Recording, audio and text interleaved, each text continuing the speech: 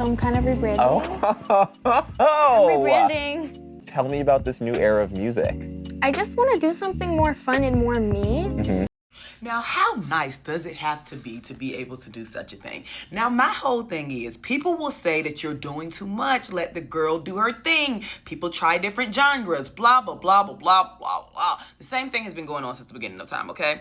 They literally come into our community. They cosplay us. They play in our faces. And then as soon as it's no longer working for them, they want to be more themselves. But the whole time that they're doing it, right, capitalizing off of our community, right, they're being themselves. The whole time they're doing it, this is from the heart until it's not anymore. And then they want to be somebody else. Now, y'all can say, leave the girl alone. It's not that deep, like I said, but y'all know I'm a history girl. So y'all know I got to take it all the way back to the old school. Now, everybody always wants to talk about Miley Cyrus and how she did it. And that's not relevant because Miley.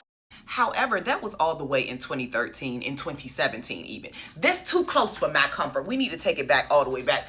Take the Beastie Boys, for instance. And my mom actually liked them. I'm not going to lie. My mom liked the Beastie Boys. This was all the way in 1980. The Beastie Boys were a really big punk rock band back in the day. Now, you wouldn't know that because most of their biggest hits are what? Hip-hop songs, rap songs. They started trying to get into rap when rap was first coming about. Why? Because they knew the black people was going to fill their pockets up. This was all the way back in 1986, okay? Then you fast forward, okay, and you get like a Kid Rock. A Kid Rock whose name is literally Kid Rock, but somehow he ended up dabbling in hip-hop. And then he went back to rock after it no longer worked for him, if I'm not mistaken. Actually, I know I'm not mistaken. This motherfucker was actually performing at Trump shit. Him and Trump are like that, ain't they? Vanilla Ice, another motherfucker, wanted to be in hip-hop so bad and then shift back to his little pop situation after it didn't work for him. That was 1990. So you see, all of this is happening before the 2000s even became a thing, okay? This was before the 99 to 2000s. This was well before the 99. I think Vanilla Ice is a very, very big example. Vanilla Ice's biggest song, probably the only song we all know by him, is Ice Ice Baby. What is that? Hip-hop genre.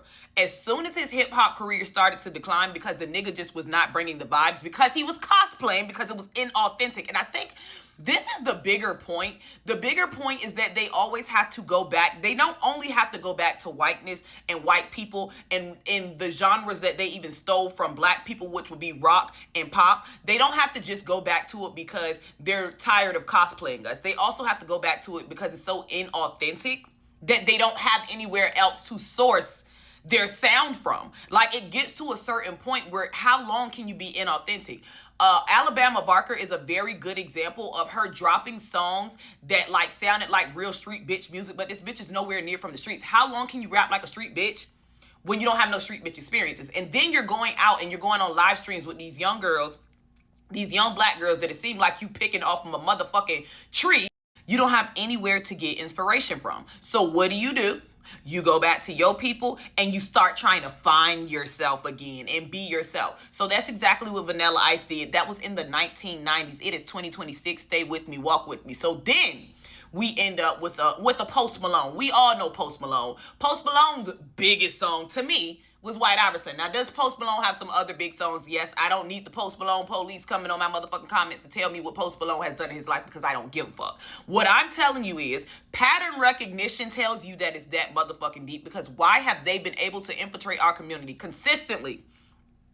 Get our black motherfucking dollars, and then when they no longer feel like cosplaying us, they get to go back to the other side and be who the fuck they want to be and get money from they people. And then you still have our people who will play their music in the clubs because they were bangers during the time, as these people get residual income because these motherfuckers ain't signing 3 to 60 deals like everybody else. Okay? Because how many times do you go in the motherfucking club even now and you still hear White Iverson?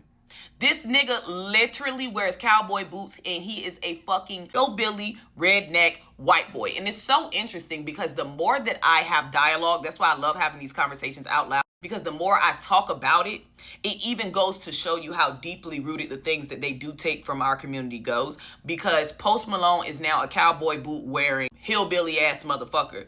But the first cowboys were black.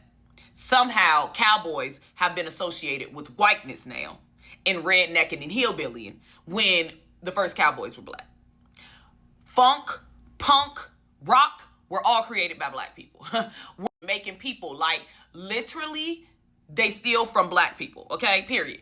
Across the board, and somehow, some kind of way, we always figure out a way to welcome these motherfuckers to a cookout. Boy, fuck your cookout. Back to the present day, we had Post Malone. Then we had Miley Cyrus, which we all know. Like, come on now. Come on now. Like, and I'm not gonna lie, I danced to some of the bangers back in the day. I did.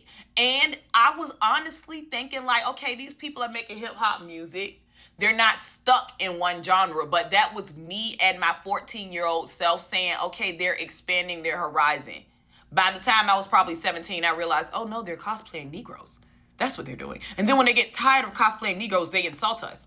Because Miley Cyrus decided to say that she didn't even fuck with that kind of music like that. Post Malone did the same fucking thing. The only person that I can honestly say didn't do it was Machine Gun Kelly.